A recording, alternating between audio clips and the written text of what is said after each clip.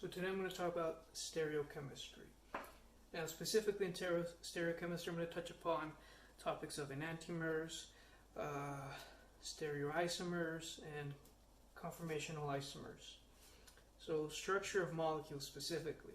Now stereochemistry is going to envelop all of these topics, and I guess the good thing to do is to go in a list of what all these topics are. So let's start off by the first one. Let's talk about constitutional isomers.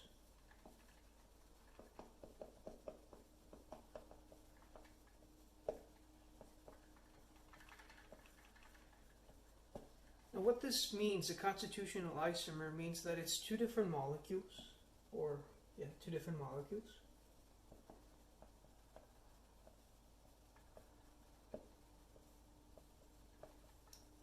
Well, they're not exactly different, but it's two molecules that have the exact same configuration.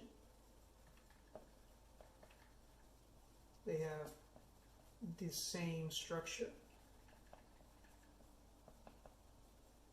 And they have the same formula. For example, we can have CH3CH2. Or we could have C2H5. These would consider themselves constitutional isomers, and when we draw them out, they would be the same thing. Even though they're expressed differently here in writing, they would both be drawn out the same way. With constitutional isomers, the thing to remember is that it's the same formula when it's drawn out. It can be drawn out in various different ways. I mean, not in various different ways. Or it can look like it's being drawn out differently. For example, this.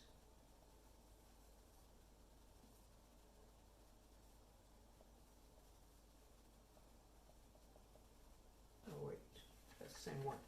My mistake.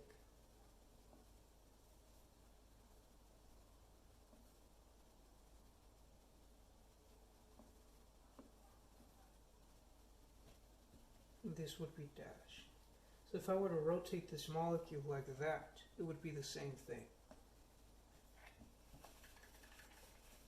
Now let's move on to the one that I'm interested in the most, which is enantiomers.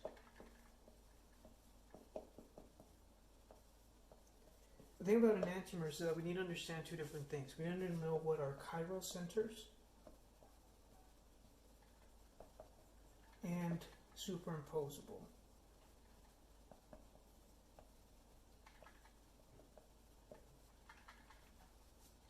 So let's start with chiral centers. The definition of a chiral center means that it's a carbon that is attached to four different things.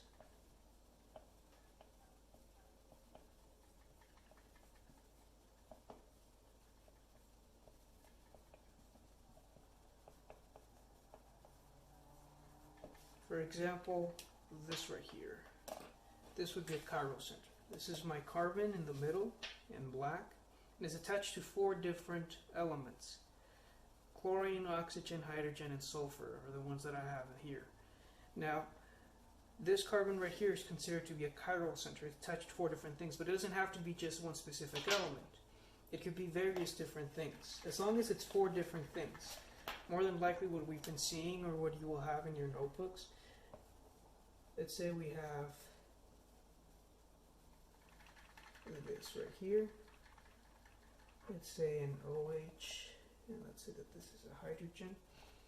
So in this case, this right here would be a chiral center.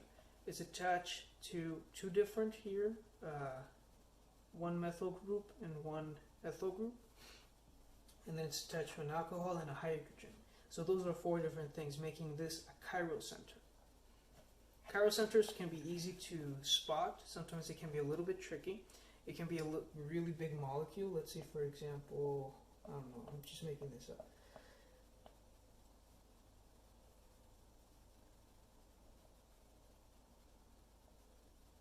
Something can look very impressive and then turn out to not be, anything more than just a simple one chiral center. So if we were to have this, for example, this looks pretty big, but in reality, there's only one chiral center here. And it would be this one right here. There's a hydrogen here, but we're not drawing it out specifically. It's going away from us. Now, in case you don't remember these, the wedge means going towards you, and then the dash means going away from you. So in this specific example, this molecule would only have one chiral center. Because if we look at this right here, we have one methyl right here, one methyl right here. So that cannot be a chiral center. This one right here, we have a methyl, we have an ethyl, and we have another ethyl. So this one cannot be a chiral center. And this one right here, the rule of thumb that I've noticed is that when something is attached to an aromatic ring, is to simply assume that it's not going to be a chiral center. We haven't had many examples in this past semester where we see anything out of that. Specifically in homeworks and from the book, it should be, it should be pretty obvious that this is not a chiral center, since if you follow it around this, you'll see that it's going to be the same thing for both sides. You're going to have two of the same going in this direction and in this direction. So that one would not be a chiral center. Usually chiral centers, you're going to see that it is chiral center because they usually appear with nitrogens. You can even appear with chlorines, and always the hydrogen that we sometimes don't draw. And then superimposable refers to some image that you're able to put on top of one another. So these can be a little bit tricky to understand and see. Usually the way the example that we're given is the hand example, that if you see your hand like this, they're mirror images of each other. If I were to draw, if my mirror were to be right here in the middle of the board, and I were to put my hands here, these two are mirror images. But when I try and put one on top of the other, they can't be, seen. But we don't really work with hands in chemistry. We work with compounds and molecules. So I have here two different molecules that are going to be mirror images of each other. We have the mirror that's right there. And if we see, they both have the same, structure if it's a mirror. If I put them like this, they're the same. If I put them like this, they're still the same. Like that. I can put them, flip them over like that. They're the same molecule, at the end of the day. Well, not the same molecule, but they're mirror images of each other. However, when I try and put them one on top of the other, you'll see that it's impossible, no matter which orientation I try, to get these the same. They're never going to be, melted one on top of the other, so they're superimposable. When this happens, that means that we have an enantiomer